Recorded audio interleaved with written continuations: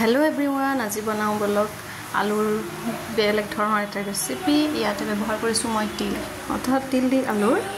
ভাজি dry fry খাবলৈ বহুত টেষ্টি হয় আৰু ভিডিওটো স্কিপ নকৰাকৈ শেষলৈকে চাই থাকিব মইনো কেনে ধৰণে বনালো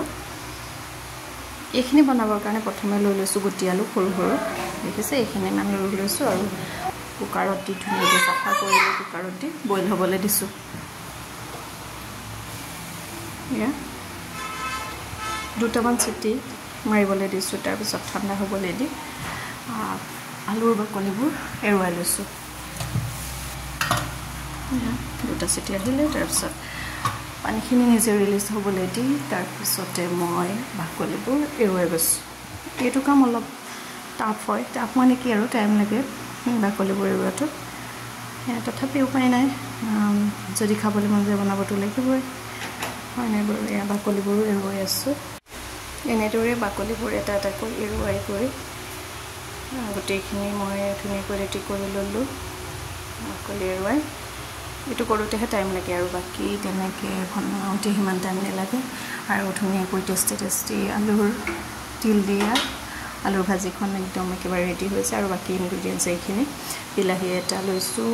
তাৰপিছত 2 চামুচ তিল মই ভাজি থওঁ আৰু এনেকৈ খুন্দি থৈ দিওঁ তেতিয়া সহজ হয় ইউজ কৰিবৰ কাৰণে ব্যৱহাৰ কৰিবৰ কাৰণে আৰু এইফালে দেখিছে আদা নহৰু নিমখ আৰু হালধি অলপমান জিৰা ফটাই লৈছোঁ তাৰপিছতে আলুখিনি দি ধুনীয়াকৈ এনেদৰে ভাজি লৈছোঁ এয়া দেখিছেনে ধুনীয়াকৈ ভাজি গৈছোঁ তেল বেছি ব্যৱহাৰ কৰিব নালাগে কম দিলেও ভাল হয় যিহেতু গুটি আলু টেষ্টটো নিজেই ভালেই হয়